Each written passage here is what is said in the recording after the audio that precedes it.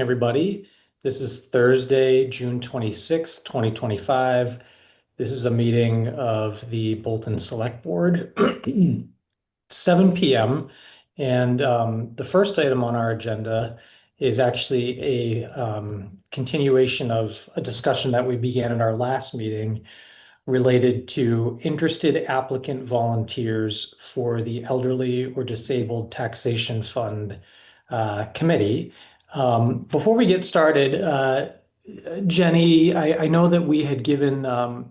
Rudiman noticed that we would be continuing the conversation this evening. Do you know if you attend or not? I'm here. He is Oh, here. great. There you are. I am Fantastic. confirming that I'm attending. Great. Good for Sorry you. about that. On my the way my screen was set up, you must have been out of my window pane. So sorry about that. Well, thank you for stepping up and offering to volunteer for this committee. And since we gave Penny Gherkin and Alan Levin the opportunity to say a little bit about themselves and their interest in this role, I wanted to do the same thing for you as well. So if you could just introduce yourself and say a few words, that would be great. Sure, absolutely. Thanks for giving me a chance to say hi.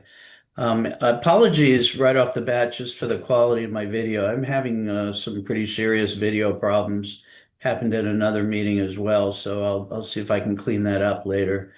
So my name is Mike Rudiman. I've been a resident of Bolton with my family for almost 40 years. I'm a retired hospital administrator, and I'm interested in this particular committee really for a couple of reasons. As a senior myself, I'm kind of interested in doing whatever we can to keep our seniors in town. And while I'm fortunate in that I can afford the taxes and I don't need any kind of assistance, I'm certainly aware of the fact that there are folks who do. And we saw that actually at the last town meeting and town election. We heard some, I voted for the override, but I think you still could feel the intensity of the issue and how it was going to impact some people.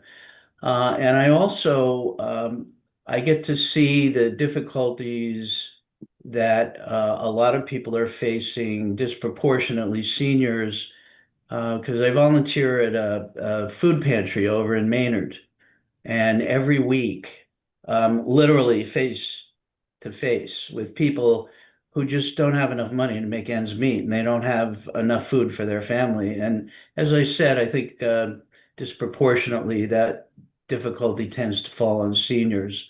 We have a saying there that we can't solve world hunger, but we can feed a couple of families. So metaphorically, I feel kind of the same way about this committee. We may not be able to solve everybody's problems and make life affordable for everybody to the extent that they may wish, but I think every little bit helps. And I have the time and the interest, and I'd like to be able to put some time and effort into it.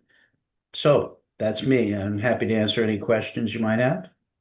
No, I really appreciate that, Mr. Rudiman. And I don't have any questions, but I would invite Kate if she has any. I don't have any questions either. Just thank you for being willing to volunteer to serve. So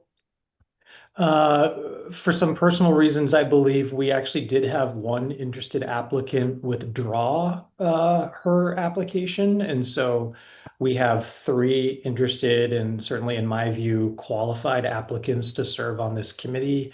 And just to recap again, those are Mr. Rudiman, Ms. Gherkin, and Mr. Levin.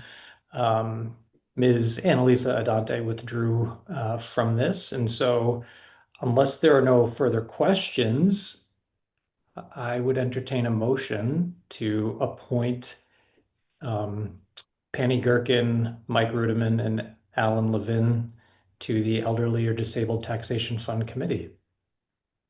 Just one question. Do we also need to appoint the other two who are town officials? I'll look to our town administrator. You could, I mean, they're written in the statute, but you could. It can't hurt. Yeah, can you just, Marie, remind me, I think it was going to be from the Board of Assessors, Jeff? Yeah, Jeff Yeah. Nichols. Jeff And then- Nichols and then Michelle Carlisle, the treasurer. Okay, she's not designating somebody else. It's gonna be Michelle herself. Yeah.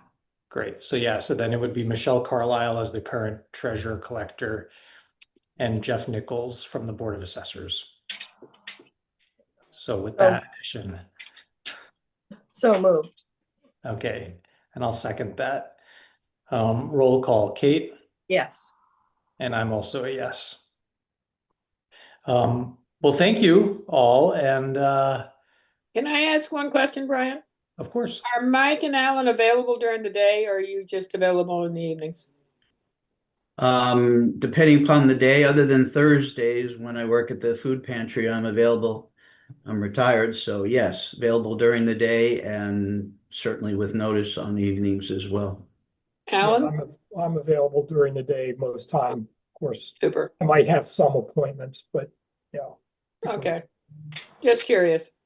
Might be easier to schedule the meetings during the day than take up room at the town hall at night. Good point. All right, well, thank you again for volunteering to serve on this committee, and we'll. Can I ask one more question? Is Mike gonna pull together? Is Jeff, gonna pull together meetings? Who's gonna do that? I'll follow up with Marie, our town administrator, just to figure out. I think we'd want to coordinate with both the treasurer and Jeff Nichols on a time that works for them. Yeah. You Okay. would need to So- get sworn in. Yes, yeah, Yes, exactly. we gotta go and swear. Get sworn All of in. that. Stay tuned. Yes. Stay tuned. Thank you. You're welcome. Okay, well, thank you very much. Nice meeting you all. Thanks so much. Have a good evening. You too. Bye-bye. Thank you all for serving. Okay, great. And then next up on our agenda, we are 3 minutes early. But we have joint appointments with the Parks and Recreation Commission.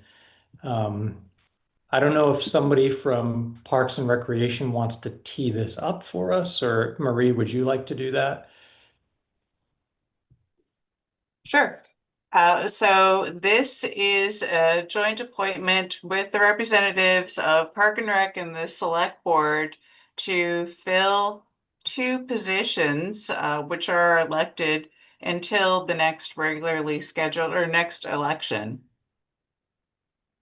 There are two open seats, and the terms, I believe, one is for a 2-year term, one is for a 1-year term.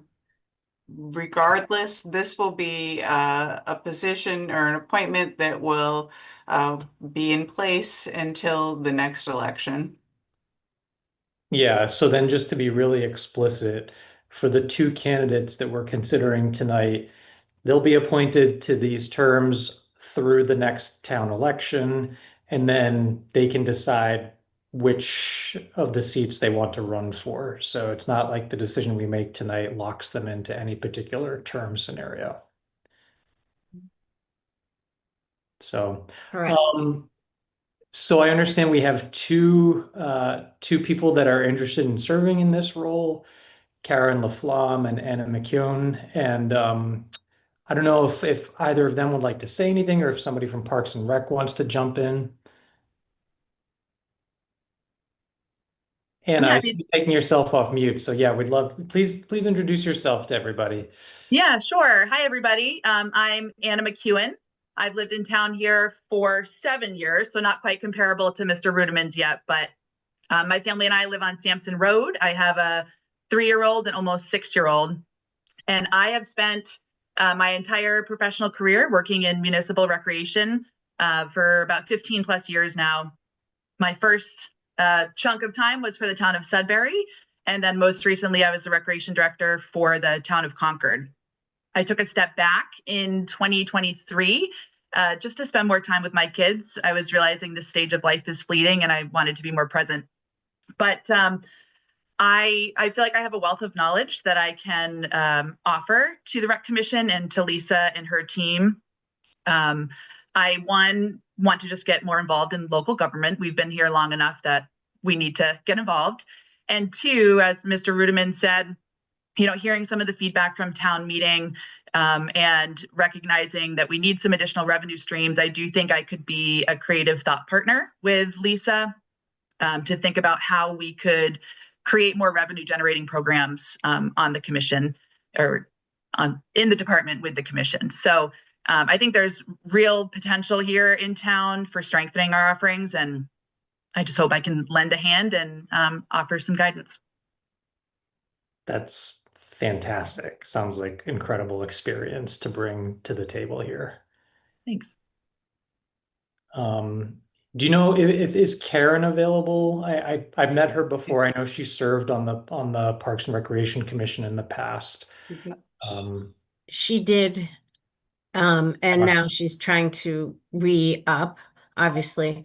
I think they may be out of town. Yes.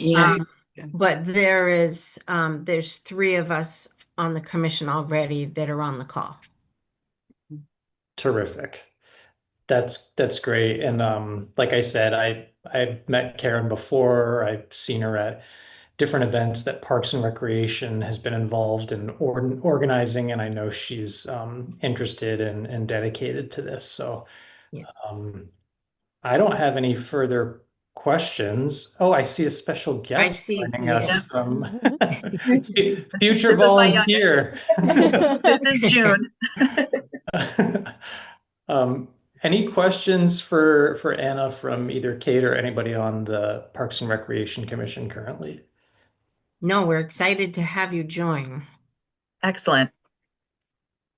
No, I appreciate you volunteering. I think you're going to be a fabulous addition to Parks and Rec. The one thing that I would ask, since you're here, is do you want the 2-year appointment or the 1 year? Because I think we have to be specific, right, Brian? Yes. Just for, Yes. so since you're here. Sure. I guess I don't have a preference. I don't know if Karen had a preference, but I'm happy to. Karen just wants to do 1 year. Okay. So 2 years. Okay. There you go. So how about the select board will go first, if that's okay, and then the Parks and Rec, you can take your vote as well. So I would entertain a motion to appoint Anna McEwen to the vacant 2-year Parks and Rec term and Karen Laflamme to the vacant 1-year Parks and Rec term, with both of them to be up for election at the next town election. So moved. Okay, and I'll second that. Roll call, Kate? Yes. And I'm also a yes. And then over to, I guess, Martha, do you want to call the vote there? Oh, yes, Oh, no. So I think somebody just has to, as the Parks and Recreation Commission, make a motion for your group. Yes, I make a motion for our group to have Anna join for 2 years and for Karen Laflamme to be part of our team for 1 year. I'll second it. Okay, Christine? Yes. and then maybe just do a quick roll call. Sure. I'm a yes. Yes. And yes. Great. Jenny, that satisfies all of our requirements, right? Yes, I have that. Great. It satisfies the record. Right. Okay, great. Terrific. Thank you. Thanks again, Anna. So excited that you're gonna step up in this capacity. It's great. Yeah, Yes. I'm excited as well. And I'll look forward to someone shooting me an email. Or Jenny, do you share my email address with Yeah, I will okay. let the clerk's office know that the appointments happen this evening, and then you'll look for an email from the clerk's office inviting you to come in to be sworn in. Okay, that sounds great. Thanks And very much. Anya, everyone. Anya, I will send you a email as well once you are sworn in. I've taken over for Ed Sterling, so I am now the I don't know, grand poobah of Parks and Rec. So Quite I the look title. forward to working with you. That sounds great, Martha. Thanks so much. You're welcome. Take Thank care. All right. Thank you all. Bye. Have a good evening. Thank Thank you. Bye. too. Thanks. Bye-bye. Thank you. All right, just noting the high point of the evening, which is that we're on time. It's 7:15, and we are.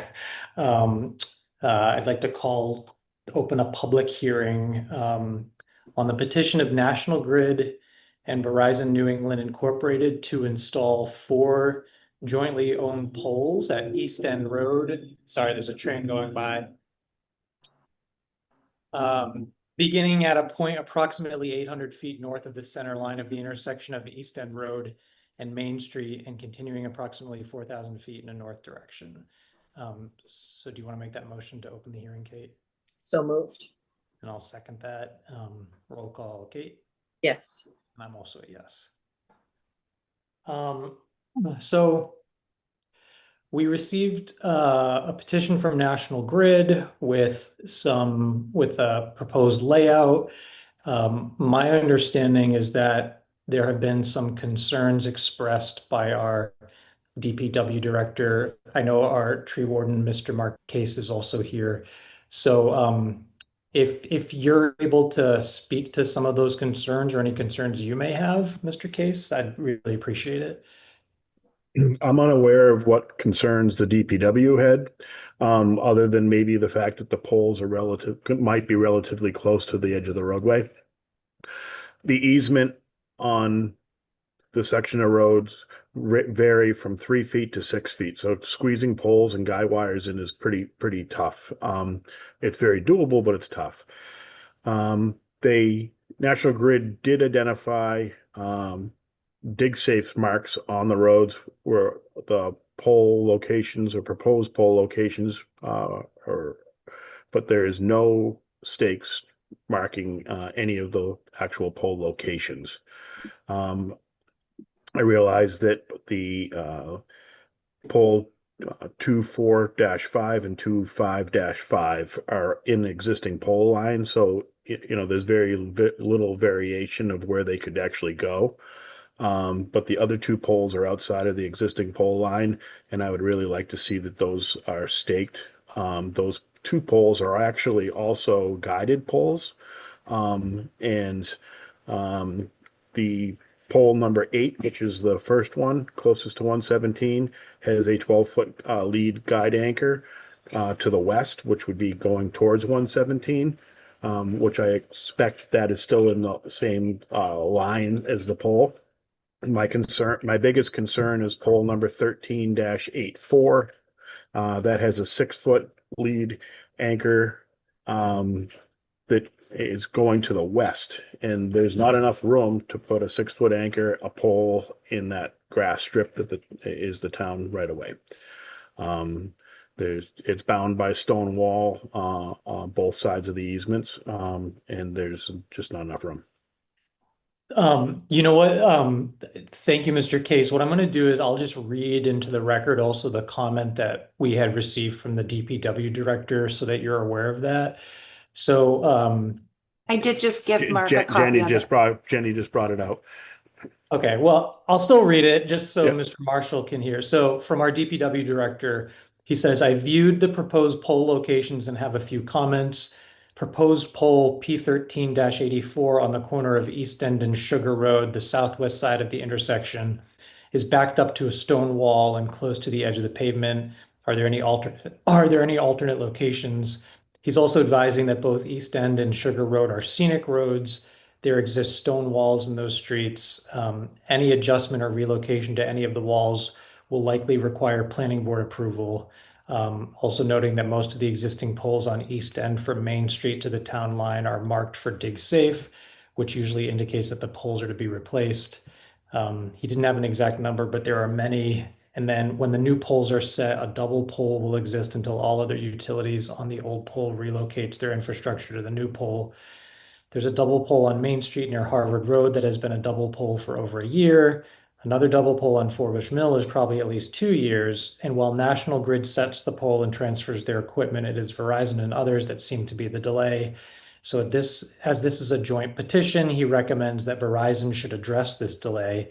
Having double poles on East End will likely become a hazard to both vehicular traffic and snowplow operations over time. So those were some of his concerns, and I think you had mentioned also, Mr. Case, P13-84 as being a pole that was concerning to you. Correct. And I mean, just recently, National Grid removed a very large ash tree that was in the very close location to the pole. That pole, my understanding from looking at the plan, is to support the existing pole 13 across the way. So to relocate that pole, it's not going to do what it needs to be done. That's going to become, my understanding by looking at it and being in the field, if I'm not mistaken, that's going to be a guy pole for pole 13. Is that correct, Colton? Yeah, that is correct. 1384 is exactly as you said, guy pole for pole 13. So there's gonna be poles across the road from each other to support that pole line because it wants to pull towards Stowe, so they're trying to support the pole, that pole line because it's a jog in the roadway. Yes. But there's like I mentioned before, 13-84. There's without getting an easement from a landowner, I don't see that. Yeah, it looks like You can't even do a street anchor there, a sidewalk anchor. Yeah. I was looking at that earlier today. This was a job that was done. Let me start with the full scope, if you don't mind, just so definitely. you guys kind of have an idea of what's going on. Sure thing. So the entirety of this project is an effort to reconductor the feeder, which is number 216W6, due to poor reliability. This is starting at P115 on Main Street, all the way up to P27 East End Road, and then continuing on a separate work request. So this is over 10,000 feet of new conductor being replaced, and this is work to fix poor reliability on the feeder. So it's going from a cross-arm configuration to a space. And this also continues all the way up in through Harvard as well, this circuit. Right. So that's, I guess that's what we're working to do. Yeah, I did notice that too. I just to prepare for this, I was looking at all the pole locations on just Google Maps, and it did look tight. So maybe there's something that could be done, but right, I mean that if there's no space for it, there's no space for it. Can't put it in the road, obviously. Yeah. So I think typically in a situation like this where we have some concerns expressed by the DPW director, Mhm. warden. Also, I believe there's been a note from our Conservation Commission requesting a determination of applicability with the Conservation Commission. I think this is an instance where we would want to continue the hearing to a future date to give you the opportunity, Mr. Marshall, to kind of address the concerns and work proactively with the officials within the town hall. Yeah. Iron that out. We would like to see the poles, the proposed spots staked, and I'd also like to see the guy locations staked as well. Okay. I'm noticing it looks like there may be a question or a comment with a hand raised by Mr. Residents. Yeah. Go ahead, Mr. Levin. Hi, I'm Al Levin, and I obviously live on East End Road. Basically, you just blew by the major part of this whole work. The major part of it is in Harvard. So while there are only 4 poles being touched in Bolton, there are 16 plus poles being touched in Harvard. And that means that all of the cabling and everything is going to take much longer than one would assume just looking at 4 poles being done in Bolton. So this is a massive project which is going to affect the people on East End Road because the electricity comes down the hill from Harvard. So whatever they do in Harvard is going to affect the people on East End Road. And that's not obvious from this petition. It's obvious from the Harvard petition. Thank you for that perspective. Mr. Marshall, are you able to speak at all to what residents should anticipate in terms of how it affects their service? Yeah, like I said, this is over 10,000 feet of new cable just in Bolton. But as far as I'm sorry, I don't exactly follow. This is the purpose of this is a poor performing feeder for us, so we're going to make the changes to have fewer outages. It's going to be a much more robust system. Spacer or Hendrix cable is much more robust for particularly down tree limbs, which is a common source of outages. And the actual conductor itself is a larger diameter, so it can handle more capacity. But I don't think that was the question. Yeah, well, this is not, I don't work in this field at all, so I'm just going to try to boil things down to layman's terms. But I think the question was around sort of whether people that are serviced by this line are going to experience any service interruptions. And it sounds like no, you're just going to be replacing. But Mr. Levin, do you want to explain your concern again so Mr. Marshall can speak to it? So you're going to replace or add 20 poles. And over the course of time, you're going to have to take all the conductor off 20 poles, put new conductor on. And there's going to be some outage. They do a lot of this work live. And if there are outages, it will be communicated. But it wouldn't be days or weeks of no electricity. They work to do this with minimal and ideally no interruption to customers. And something at this scale, it would be communicated. But yeah, they do a lot of the work, especially stuff like this that's planned. The linemen do this work live. Yeah, my major comment was, this is a meeting for East End Road residents, and you're talking about work on 4 poles. But the two of us who live in both Bolton and Harvard know that there's 16 other poles being done, and that's where the electricity comes from. So I just wanted to make sure that my neighbors knew that this was much more than just 4 poles worth of work.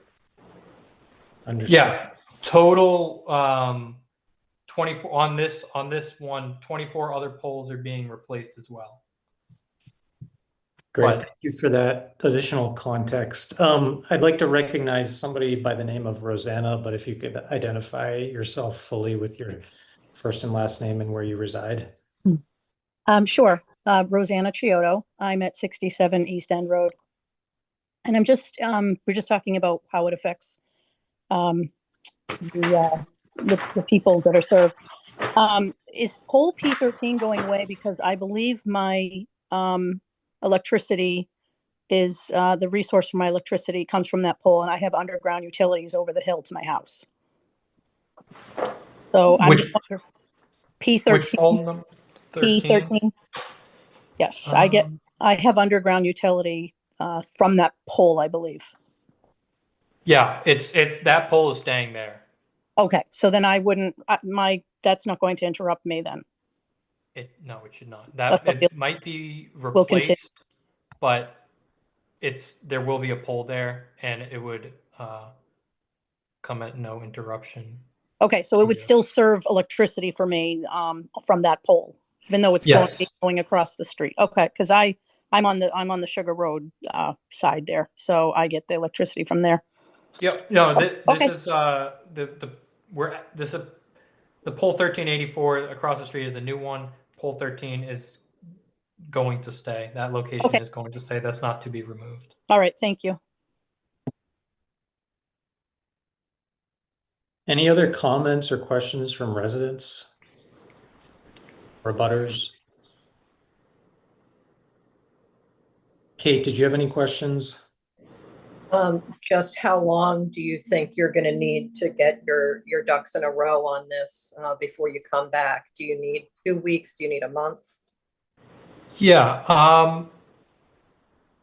I guess before that, I'd like to just get a better idea of poll 1384. That one definitely is going to be an issue, or at least need review. And were there other ones of these 4 on the proposal here that came up as needing more review, or just needs to be staked? All of them need to be staked, and Okay. the two that are going to be guided, I'd like to see the guide locations. Okay. Those are the only 2 that aren't in the existing pole line. The other ones are pretty straightforward. They're shortening the spans between the existing poles. So, and like they had mentioned, there's quite a few, almost all those poles are going to get replaced. They replaced some that fed our house that was an underground service, and we never had any interruptions whatsoever. So that, like he mentioned, they do a lot of those transfers live, and it didn't affect us one bit. And I'm just trying to think. I don't have contact information. I don't know, Mark, if it would be you or a member of the DPW. If I had any questions that I could. Yep. Jenny can forward my information to you. Okay. And I'd also ask Jenny if you can pass along, if Mr. Marshall doesn't already have it, the notes from Conservation Commission, because Yeah, please. I don't know if they're specific to any particular polls, but if those could be shared, that would be great. Will do. Okay, we're going to continue this hearing to a future date, but I see there's 2 raised hands. So if you could just briefly unmute and identify yourself again for the record, starting with Mr. Jagodnik. Hi, we've lived on East End Road since 1978, and I can't recall there having been a reliability problem due to poles in Bolton. It seems like it's always from the north, as Mr. Levin has said. Why do we need new poles, and how will that help? Yeah, so the configuration of the high voltage primary is going from the cross arm configuration where you have 3 phases spread out at the top to what is called spacer or Hendrix cable. It's a tighter bundle of cable. It's a lot more robust, and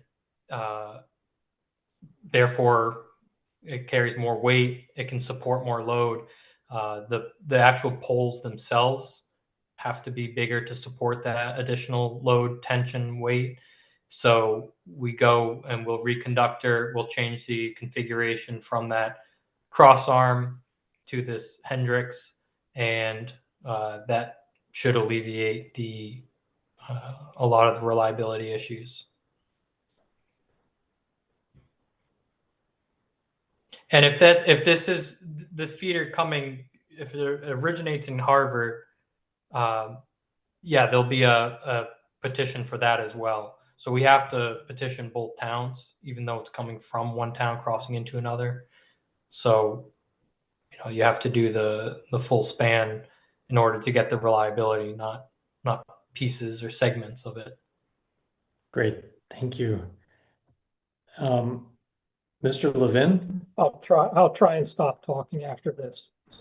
2 things. The petition in Harvard was June 3rd, so you should know the answer already to that. And the second thing is there will be a police detail on all this work? Question? I would assume so, but I don't have that information. So let me explain why. Stowe Road, East End Road has more traffic than you can shake a stick at. And if you're doing work without a police detail, your guys are going to be in for some excitement. Yeah, so they'll arrange that. I believe on something of this scale, they'll have contractor crews. There'll be a very large presence. I would more than likely they'll have police. I just don't have that as 100% confirmation.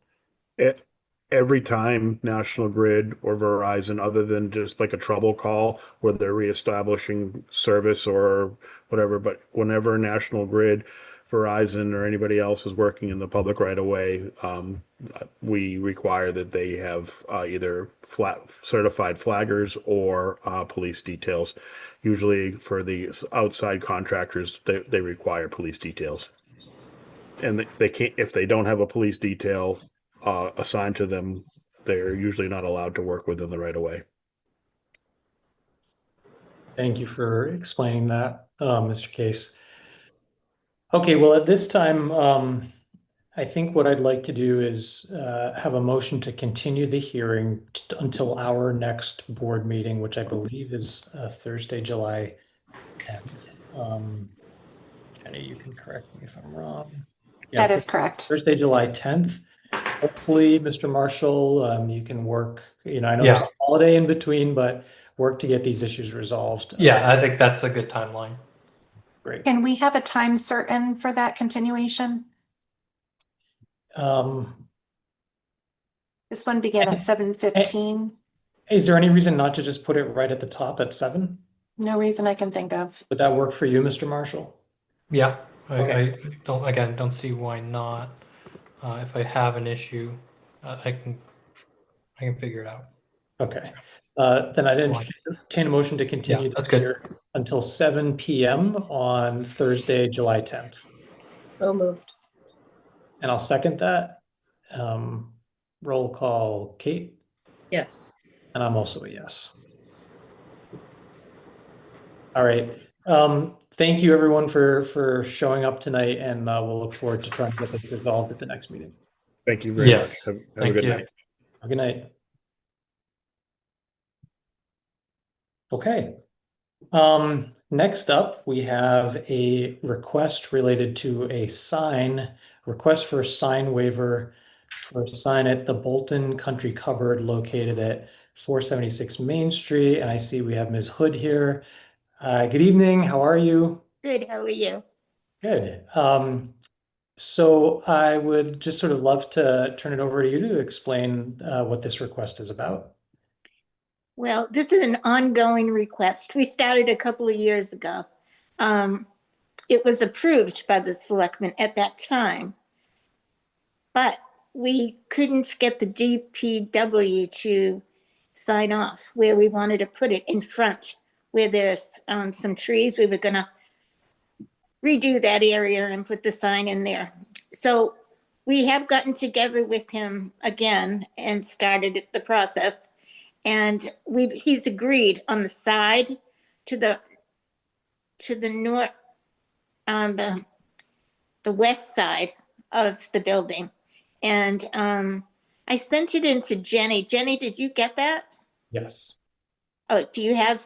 Yeah, we have a bunch of materials. I just wanted to give an opportunity to. Okay, so because we're grandfathered, it's supposed to be 20 feet back according to the sign regulations. But really that sets it back and we would lose parking spaces and do blocking of the sign. So he agreed that 18 feet would be fine where it would be. We have plenty of room to do it at 18 feet. And the reason why it's a little bit higher, it's also so people can get the visibility from the cars pulling out. So that's our request, is the waiver of those things for this ongoing 3-year sign permit. I understand, and let me just start by saying I'm hoping that we can get this resolved as soon as possible, because you guys are valuable business in town, and I think we want to try to be as cooperative as we possibly can be. At this point, I would actually really welcome. I know that our town administrator had an opportunity to kind of take a look at the site a little bit and had some ideas about ways to actually bring this to a speedy resolution. Right. Following a visit to the site today, it appeared based on your placement that if the sign were at the 20 feet, and the parking for those two spaces closest to it were pretty much restricted of, compact car only. In addition to trimming the trees, which are in front of the country cupboard and I believe are your trees, you have the visibility within the existing sign bylaw. The problem lies in the sense that our building isn't as, we're grandfathered, the building is a grandfathered because it's been there forever. So we're not set back as far as most buildings are in town that are not. By setting it back, that even that extra 2 feet and losing that second spot, we really do need the parking spots. And I hate to lose it. I mean, if we have to, we have to. But it's really, I don't think that 2 feet matters at that location, especially where it's a grandfathered building, and it puts it beside the building rather than in front. A sign, that's a pylon sign, and it should be in front of the building.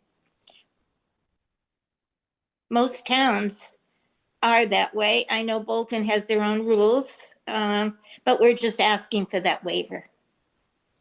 So based on some pictures I had reviewed, I didn't even think that the suggestion was that any parking space would be lost, but that, for example, like a large pickup truck may not be the right type of vehicle for that spot that would be closest to the sign. Well, if the sign was put further back, we would lose the second one. The first one we would probably have to block off because, as you can see from the front, when we put bollards in the front of the store, they get hit and the sign would be hit.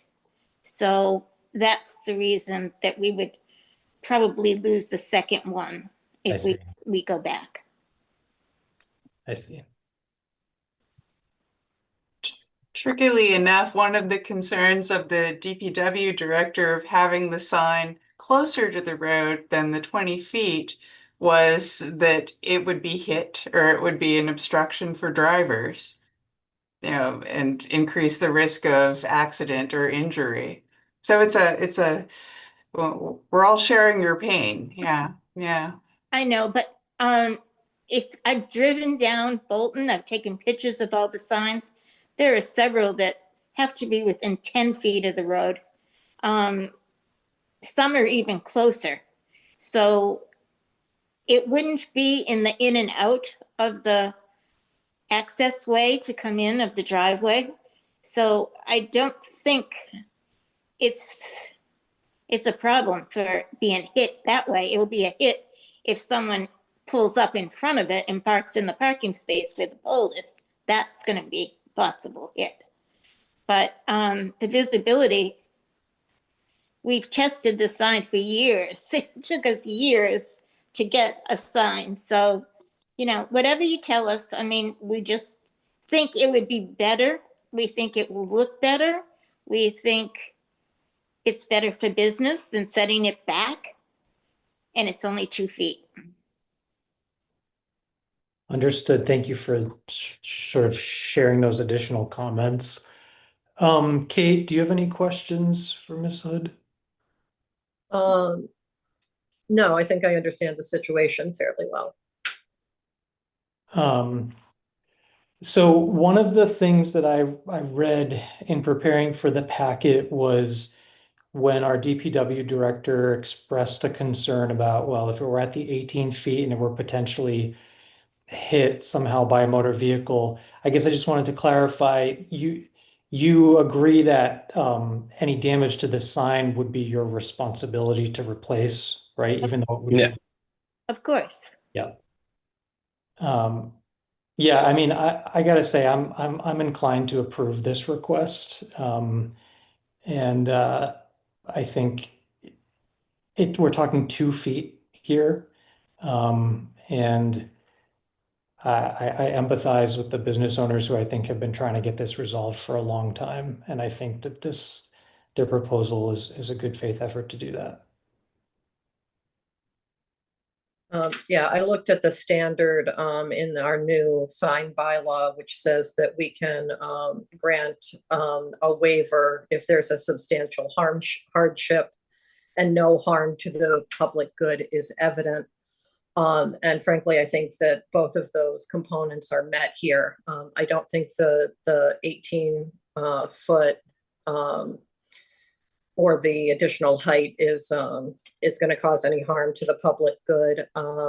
And I think that it is a substantial hardship for you to potentially lose the use of a parking space at what is a crowded, busy area in town already. So like Brian, I would be supportive.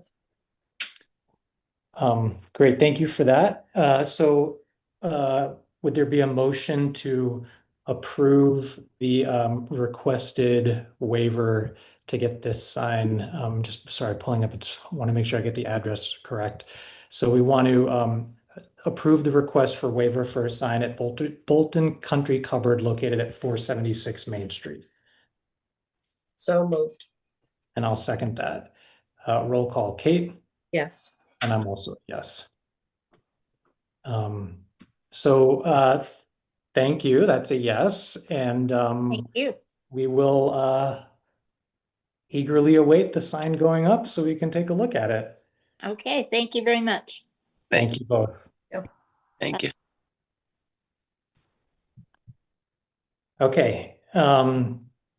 Next item on our agenda, we have a request from Lori Stevenson of Bolton Spring Farm for a special license for one-day liquor. This is one-day liquor license for beer and wine for a craft fair on July 20th, and then 8 one-day liquor licenses for the 2025 season between September 13th and October 12th. Exact dates TBD. Ms. Stevenson, welcome. And would you like to just kind of explain what's going on here with this request, what your plans are? Sure. Thank you for having me. The craft fair, which is on July 20th, we're having Hardwick Vineyards come in, and they're just going to be pouring wine while we're doing the craft fair for people to enjoy. We're having it in the parking area across the street from the farm stand. We used to have it hayed, can't have it hayed anymore. That's getting very difficult to do that. So we're trying to generate some other kind of money to come in during a slow time of year. And the other dates are during our pick your own season. They're during our on the weekends of different dates where we already have had food trucks come in. And we're just hoping that that adds a little bit more people coming our way. Other different farms are also doing it, and so we have to be competitive with whatever they're doing. Okay, great. Marie, were there any comments or specific concerns that you wanted us to be aware of? No. In effect, it's a repeat, only modified dates of prior years. I guess one question I had, and I don't know, Kate, if you had this question, but when we have the request for the second set of 8 one-day licenses, where there's the time period, but there's not the specific dates set at this point. I actually did receive the dates from Miss Stevenson. I'm actually just pulling those up now. I think I put them into the viewpoint record, but they may not have made it into the packet due to the timing. Give me just a moment. I might have missed them. I just was looking at something that said 8 dates. Did you see them, Kate? No, I don't think we had the specifics in our packet. I can give them to you if you need.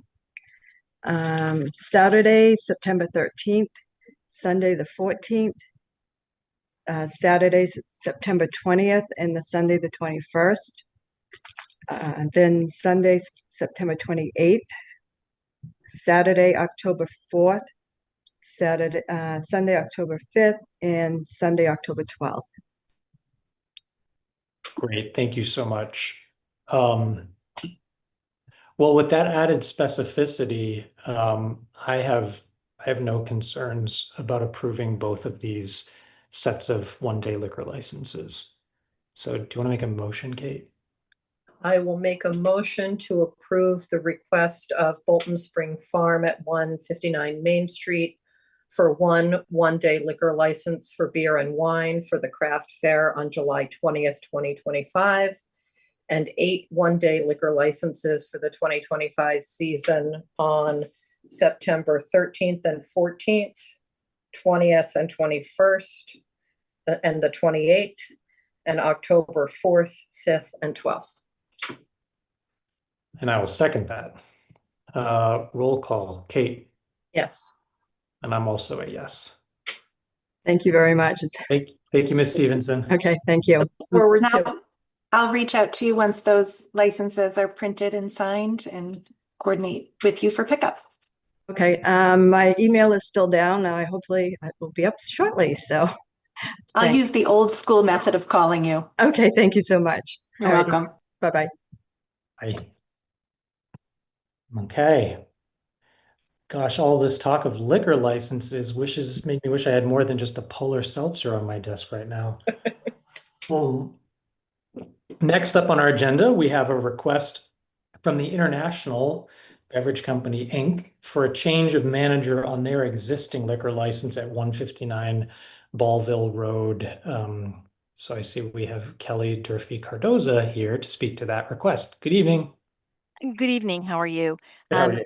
I just wanted to make a note that it's actually the International Beverage Service Company, LLC, which is in the application, but is different in your agenda. So I think it's probably fine so long as the vote is appropriate. Thank you. Has it changed since the issuance of the last license? No, it's always been the International Beverage Service Company, LLC. Was that wrong the last time too, and I didn't catch it? I believe I took it right from the last one, but I can confirm that. Give me just a moment. Do you want to go ahead and just explain what this is? Sure, absolutely. So the International is located at 159 Ballville Road. It's the golf course. They have had a change in personnel and they would like to change their liquor license manager. I have with me Michael Galvin, who is the new general manager, and he just like to is the proposed liquor license manager, and he'd just like to say a few words. Sure thing, Mr. Galvin. Hi, my name is Michael Galvin. Thank you for your time this evening. I've been employed in senior management at the International since 2019 as a director of golf, and I'm excited to take on my new role as general manager. I'm proud of the food and beverage team we have here at the International. We're all committed to responsible alcohol service, proper staff training, and maintaining orderly operations. I look forward to continuing to work with the town of Bolton, and both Kelly and I are happy to answer any questions that you might have. Great, thank you, and congratulations on the new position. Thank you very much. Kate, any questions from you? No. Marie, any comments? I know that Jenny will make sure that the paperwork says what the paperwork needs to say, but I would entertain a motion to approve this request for a change of manager for the International Beverage Service Company, LLC. So moved. And I'll second that. Roll call, Kate. Yes. And I'm also a yes. Great. So I think you should be all set, and we'll make sure that we coordinate. And unless there's anything that Jenny or Marie you want to add before we say good evening to these folks, I think we're all set. Okay. All right. Thank you. Thank you. All right. Have a good evening. Oh, Nikki. Next up, Bolton Access Television, and we're back on time. Right on time. Working some magic. Welcome.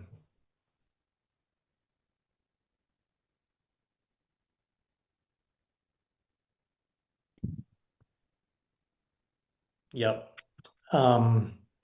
Sounds good. I guess you haven't been busy at all the past few weeks, right? Nothing going on with Bolton Access. Maybe just a few highlights of the past couple weeks.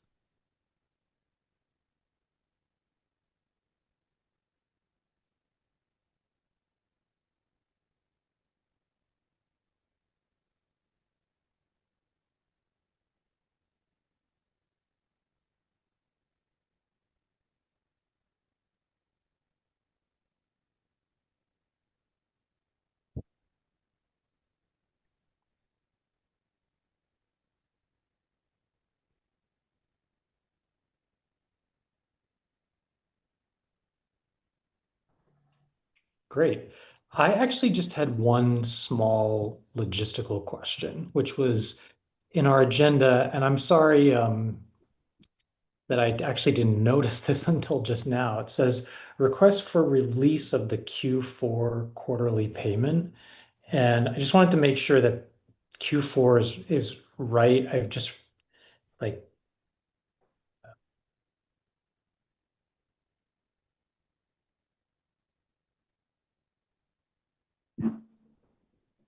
okay, because it would be because you're on basically a fiscal year cycle similar to ours. So it'd be Q1 2025 quarterly payment and franchise fee.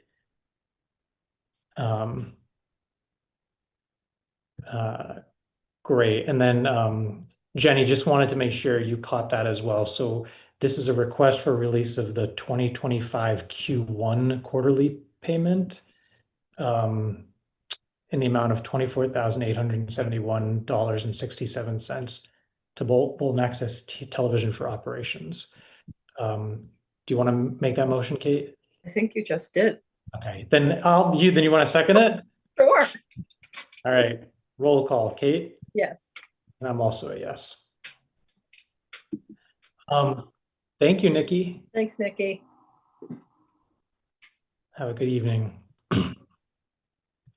Okay, so at this point, we're going to enter executive session pursuant to Mass General Laws, Chapter 30A, Section 21A, Purpose 1, to discuss, there's two reasons we're entering this executive session: to discuss the reputation, character, physical condition, or mental health rather than the professional competence of an individual, or discuss the discipline or dismissal of or complaints or charges against a public officer, employee, staff member, or individual, namely an employment applicant, and then also to authorize the chair to approve executive session minutes of June 26th, 2025.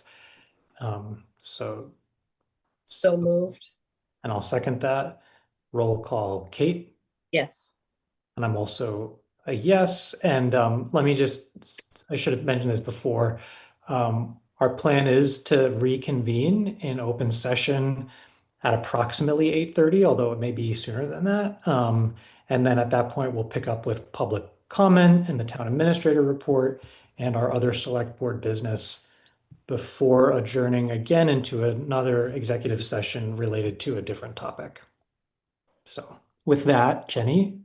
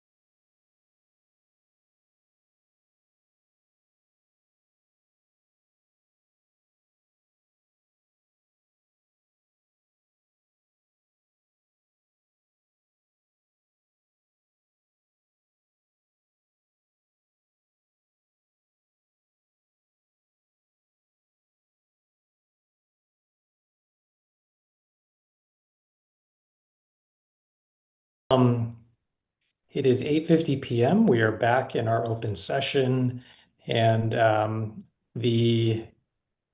I was just checking. Yes, we are recording. I can see it on Zoom. The next item on our agenda is public comment. So if there are any members of the public who wish to comment on anything that's not already on the agenda,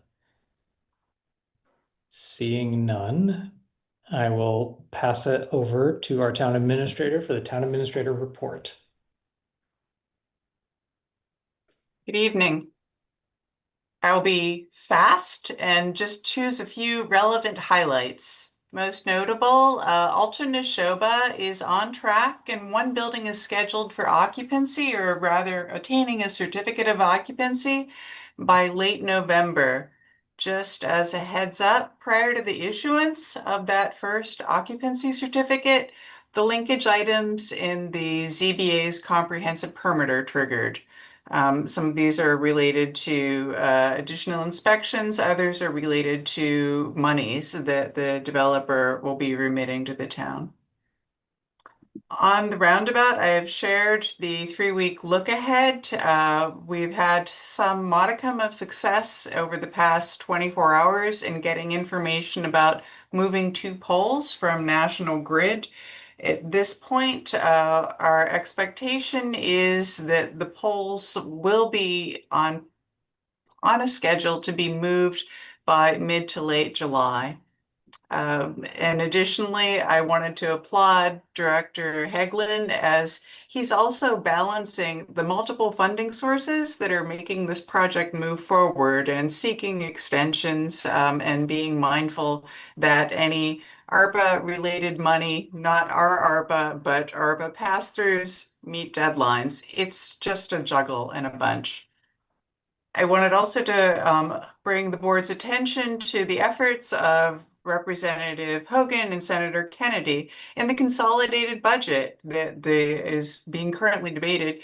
The town of Bolton is earmarked for $200,000 in 2 separate lines for rural bridge and infrastructure work. We are indebted to our elected officials for thinking of Bolton. Staffing and operations. It is an interviewing period. The police department is gathering results regarding their final conditional offer. The interviews are ongoing for the part-time Board of Health and Permitting Assistant, as well as the part-time Children's Programming Librarian. The Park and Rec Camp at Resolute had opened on Monday. The Neshoba Associated Boards of Health has inspected that twice this week. Following a conversation with Neshoba, there are items that they need to attain the camp certification. Park and Rec is aware that these must be resolved before week 2 of camp. Camp is not being held next week due to the holiday, but these must be resolved before July 7th. Other fun things, there are residents who are assisting and looking at the Bolton transfer station. They'll be taking field trips to the neighboring communities. The town website is on track for a transition. We are continuing to push that along, potentially looking at more, not radical, more in-depth redesign than just a static refresh design. And additionally, again, we will be migrating our email to the bolton-ma.gov. That'll be happening in late August. There will be oodles of notice once we are aware of what the schedule is as part of this transition. And the department heads are on track for meeting with the select board and providing an overview of their department's operations. I believe this would be beneficial to the select board, potentially the new select board member, advisory, as well as the general public, so folks can hear what's planned for fiscal 26. We've finally also received our first cannabis distribution. They have an awkward one-off quarter, but our distribution, which is indeed ours, is for $6,353.27. And again, back to legislative updates, the consolidated budget, the 25-29. It would have had 66 amendments. One of them would have been somewhat made the tax title process even trickier, and that item is showing as rejected. That's all.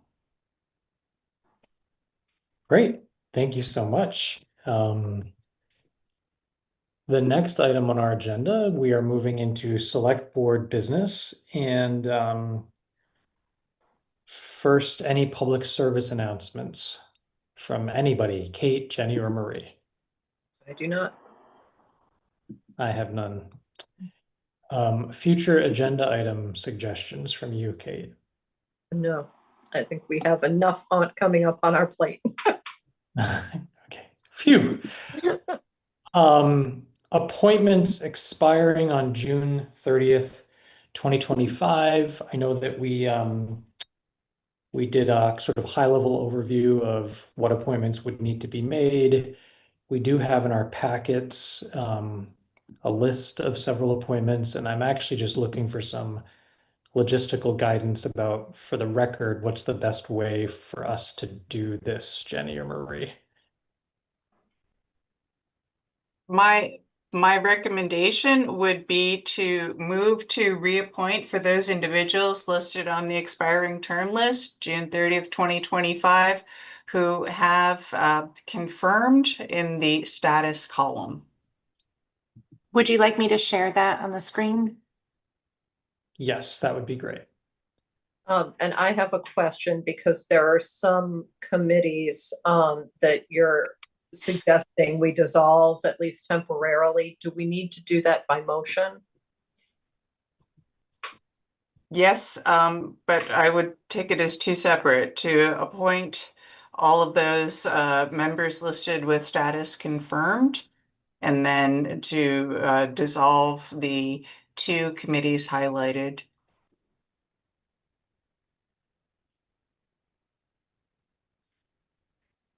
I'm looking at you, Kate. Right. I will make a motion to reappoint all of the individuals listed on the expiring term list for June 30th, 2025, whose status is listed as confirmed. And I will second that motion. Roll call, Kate, Yes. and I'm also a yes. And then I will make a motion to dissolve the Cable Advisory Committee. Now, let me ask Marie. And do we need to reconstitute it or just dissolve it? To dissolve it, then reconstitute in the future. Okay, then I will make a motion to dissolve the Cable Advisory Committee and reconstitute it in the future. Second, roll call, Kate, Yes. I'm a yes. And I will make a motion to dissolve the Community Choice Aggregation Committee and to reconstitute it in the future. Second, roll call, Kate, Yes. and I'm a yes. And then I think we also need a motion, Marie, maybe to reconstitute or to begin the process of reconstituting the Insurance Advisory Committee. Yes. I will make a motion to reconstitute the Insurance Advisory Committee. And I'll second that. Roll call, Kate, Yes. and I'm also a yes. I think that covers it. Jenny or Marie, speak up if we missed something. Please. Was any action needed on the poll workers? That was the second tab in that document from the clerk's office. She had asked that they be appointed. Yes. So. And I will make a motion to reappoint the poll workers as listed on the spreadsheet for 1-year terms. And I'll second that. Roll call, Kate, Yes. and I'm also yes. Thank you, Jenny. Okay, so At my discretion, I'm actually going to reverse the next two items on our select board business. We were going to do FY26 goals followed by the town administrator review, but I actually think it makes sense to just briefly do the town administrator review first because we're going to discuss both our select board and town administrator FY26 goals. So does that sound okay? Yep. Yes. Okay. So just for the benefit of the public, because you may not be aware of this process, we have an annual process of reviewing the town administrator. And the way the process has worked for the past several years is each member of the select board, whether it's 2 members like right now or 3 members in the past, has a review form. And it basically does a couple of things. It assesses the town administrator's performance in the areas of decision-making, communication, personal development, planning, leadership and supervision, understanding of the role, team player and team development, conduct at meetings, and ethics. So sort of these overall leadership qualities, as well as assesses them in relation to the goals that had been established for the prior year. So we went through that process, and I just wanted to provide a few high-level summaries. And I'm sort of consolidating the feedback from both myself and Kate. I think overall, we thought that Marie had a really excellent first year as the town administrator for the town of Bolton. We recognized that she, along with many of us, were facing the challenges of an incredibly difficult budget year and an override situation.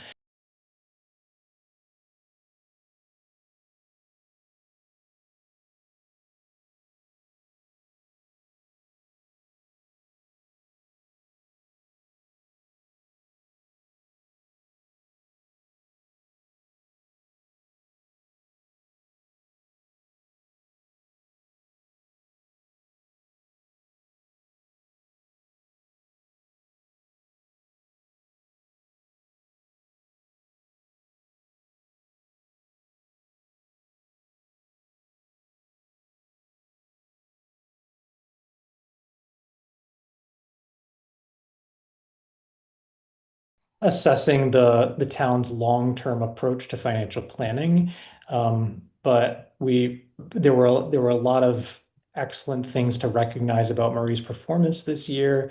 And I also just wanted to note, which to me, I think really speaks about a person's growth potential.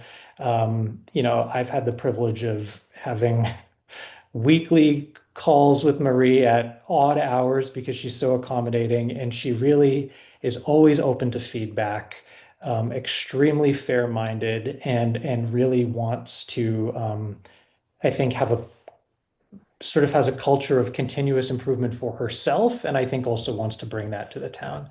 So Marie, great job for the first year, and I really look forward to continuing our work together. And I want to give Kate an opportunity to add anything she'd like to add.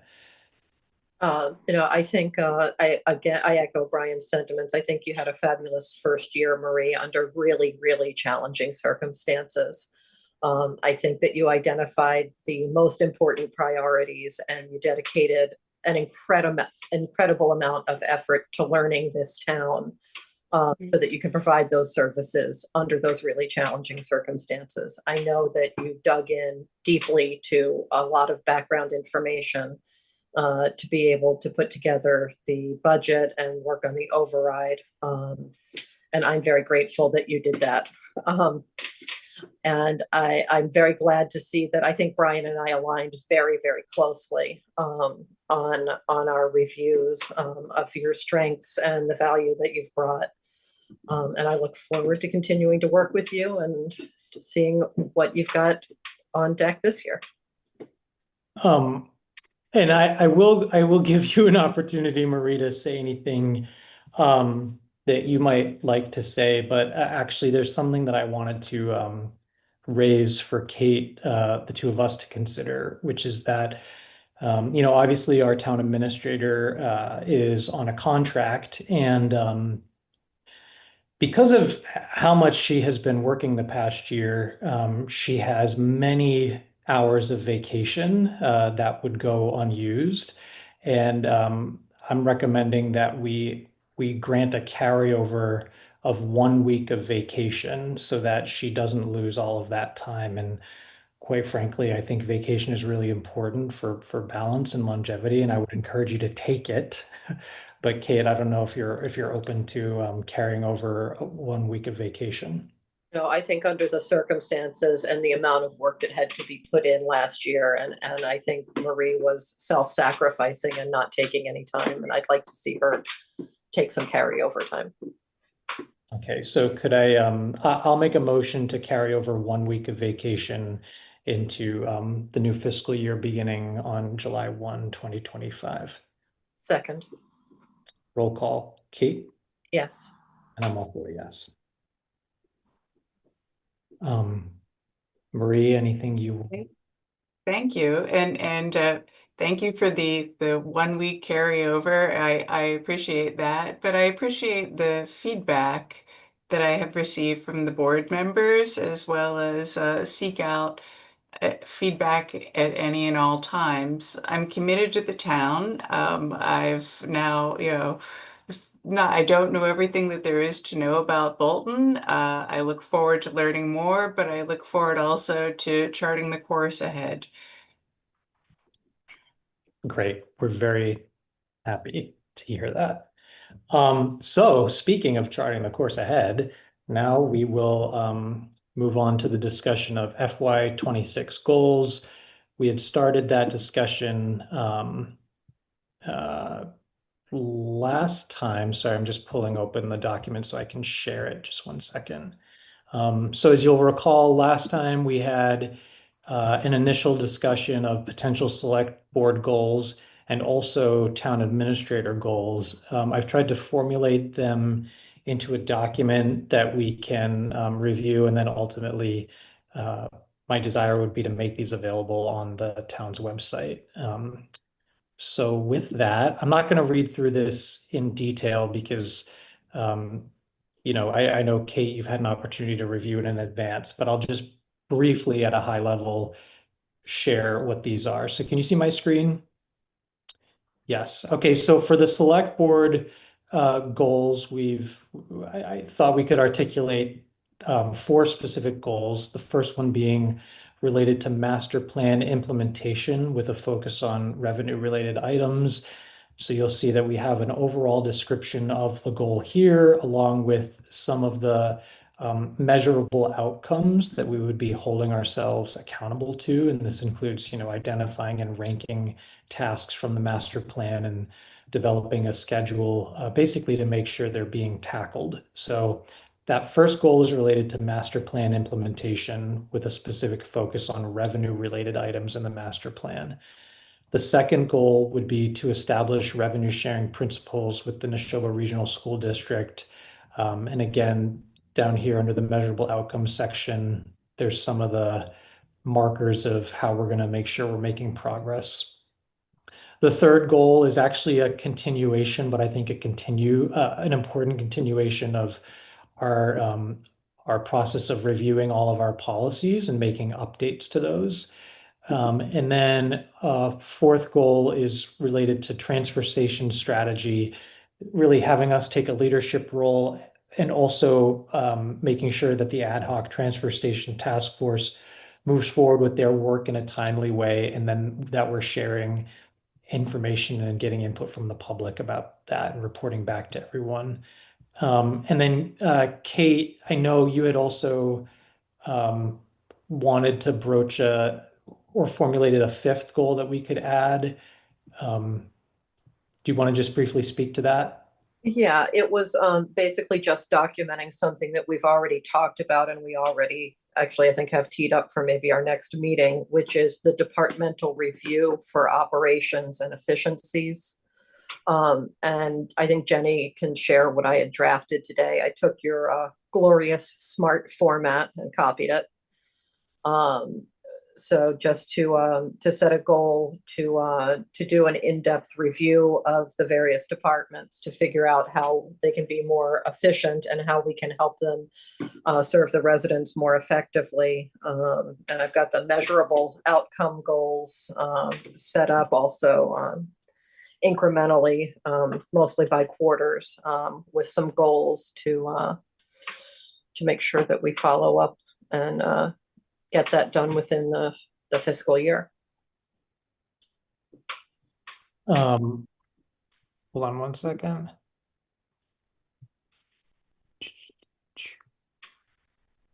Yes. Yeah, I was just making sure that this was the language that I had received earlier, and it is. Yeah, I think this makes a ton of sense. I guess, Marie, did you have any comments or on the language or anything? I did not. And in fact, I have been relaying something like this is in the works to the department heads when we meet monthly. So they're aware and they have seen a draft template so that it's succinct as well as capturing the issues that Kate would like addressed. Great. So what I will do is I'm just gonna add this into the other document and we'll get that posted as well. Sounds good? Great. And then I'll just go back to sharing my screen. Wait, you're seeing this now, town administrator goals? Yes. Great. So I think the benefit of having these on the same document is to just sort of see how the executive branch of the town plans to tackle some important things. So town administrators goal number 1 is fostering participation and transparency. I think this includes some of the communications and website updates that you've already mentioned, but also really trying to incorporate additional ways for volunteers and new folks to get woven into the fabric of the town.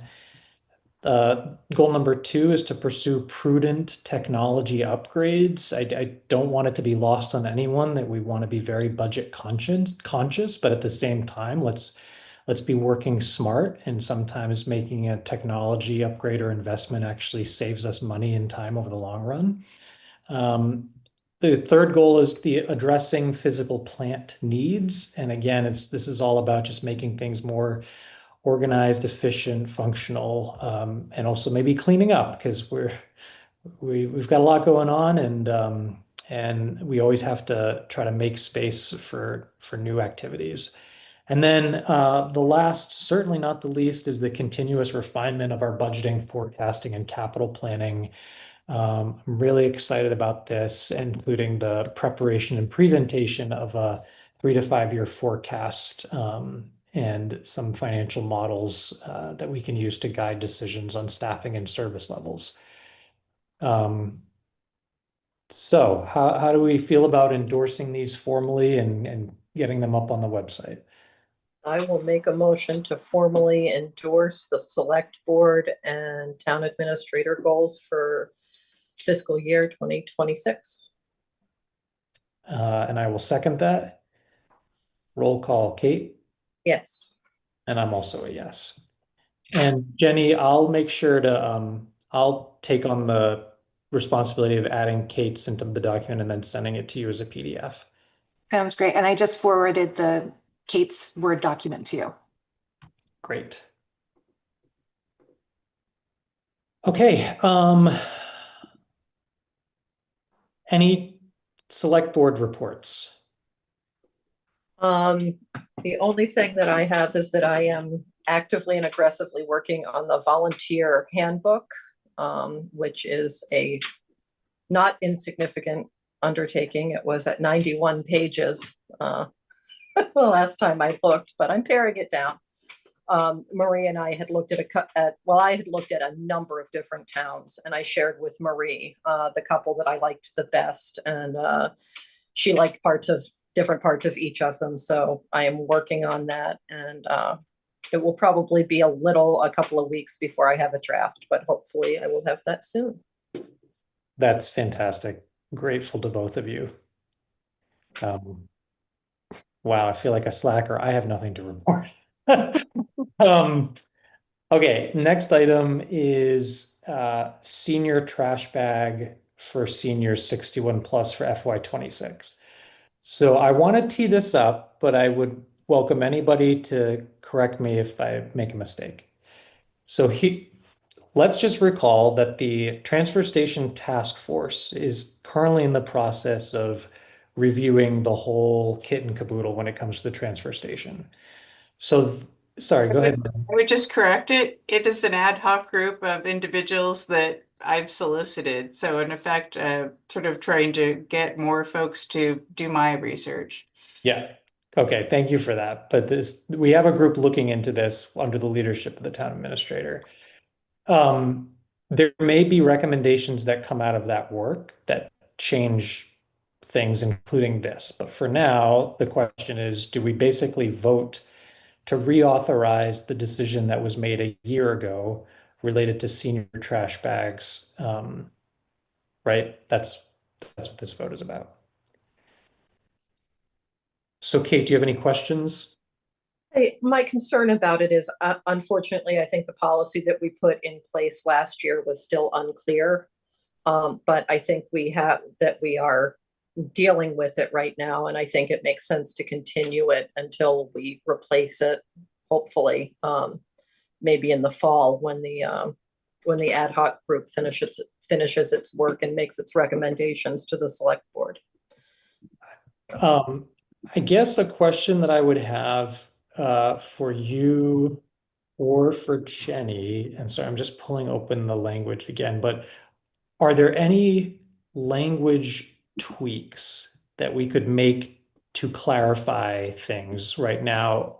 Question, I think this is really for you, Jenny, to make the lives of those who are responsible for distributing these bags easier, or is there any language change that we should make?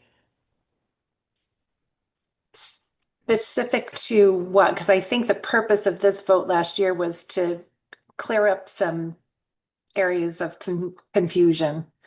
Okay, so let me just read out loud. The motion last year, which was voted unanimously by roll call vote, was to renew the transfer station bag benefit to residents of Bolton who turn 61 plus within the fiscal year, but excluding residences in town who have waste removal services provided by their residential complex, with the clarifications that first, local residents must complete a local census to confirm their eligibility status. Second, property owners who lease their properties may not collect bags for tenants who are not 61 plus. And third, that seasonal residents will receive only a prorated allotment of bags proportional to the number of months they reside in the town of Bolton. So those were the three sort of clarifications we tried to make. Is there an additional point of unclarity? I think it was the public comment we had a couple of weeks ago, which had to do with condominiums, which have trash pickup as part of their HOA fees. We dealt kind of specifically with apartments, but the ultimate language of the policy that we put in place was not actually limited to apartments. It was sort of residences with other trash pickup. So I think but Jenny, what has been the current enactment of that policy? What are we doing right now for condos? For condos, I mean, we're following the letter of this vote. I don't think that it's my place to sway the board to make changes to the policy. This was just to seek some clarity on some points that we were unsure of at town hall. And this did clarify it for us. Well, I guess my inclination would be just to continue it, the policy in its current status until we get the results from the ad hoc group. Okay, I just want to make sure I understood then when you just said, Jenny, this current policy is clear enough to be implemented by you all for now. It is. The one piece is that I'm often not certain if a residence has, where is the language? Sorry, just looking at it. If a residence has waste removal services provided by the residential complex. In the beginning, we would ask residents of certain neighborhoods if that applied to theirs, and then we have marked them off in the book based on the responses we've gotten. Got it. Okay. So yeah, I think we should, for now, just approve the language as is if nobody's requesting as a further technical clarification. And I don't hear one. Want a motion to continue the policy? Yeah, to continue the policy until further review later this year. Okay, so I will make a motion to renew the senior trash bag policy from fiscal year 2025 until the select board conducts a further review later this year. Okay, second. Roll call, Kate? Yes. I'm also yes. Okay, next item, potluck staff volunteer picnic discussion. All right, that's me. So my thought is that, one of the big pushes that we're making right now is to increase volunteerism and simultaneously improve efficiencies within the town. I think one good way to do that would be to give some opportunities for the different board members and staff members and other people who work in the town to have some social time so that we can just get to know each other and, put names with faces. And,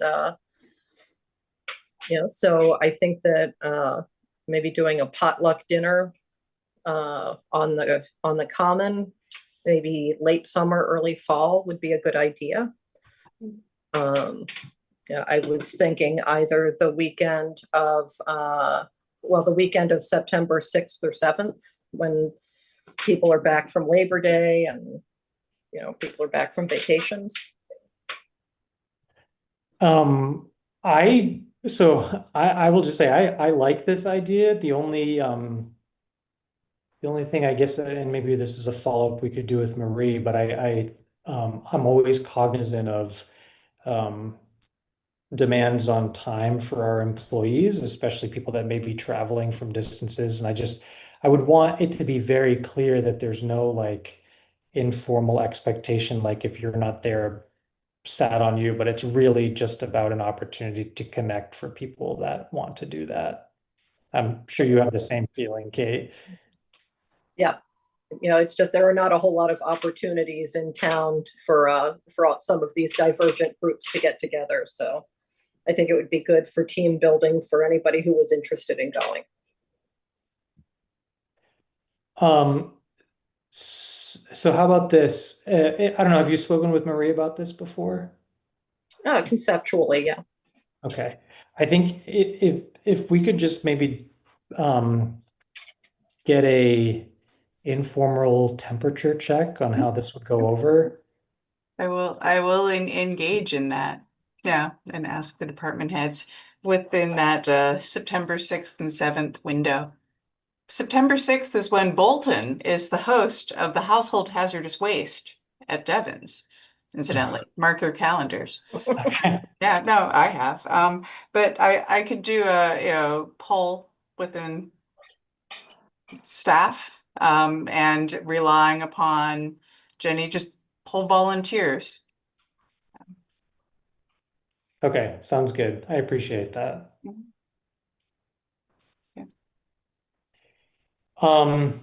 Okay, next up, approve bills/payroll warrants W25-25. We'll make a motion to approve them. And I'll second that. Roll call, Kate? Yes. And I'm a yes. And then review minutes.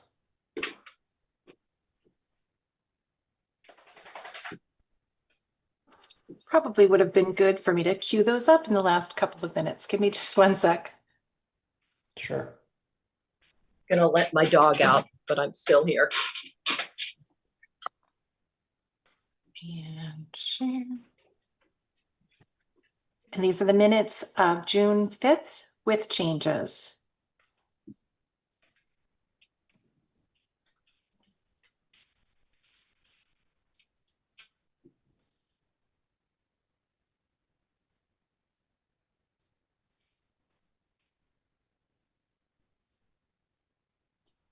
Go ahead.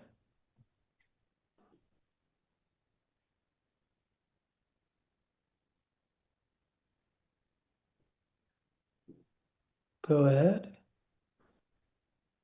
I think that was it. Yep, that was it. Okay. A motion to approve the minutes of June 5th. And I will second that. Roll call. Kate? Yes. I'm also yes. And now I believe we need to once again enter executive session. Let me just make a note that what's going to happen here, we'll enter executive session, and then we'll just very briefly return to open session to adjourn, but there's no further business in open session. So I will make a motion to enter executive session pursuant to Mass General Law, Chapter 30A, Section 21A, Purpose 3, to conduct strategy with respect to collective bargaining or litigation with Police Union Local 286, Massachusetts Coalition of Police, IUPA, AFL-CIO, because an open meeting would have a detrimental effect on the bargaining or litigating position of the public body, and also to accept executive session minutes. Second. Roll call. Kate? Yes. And I'm also a yes.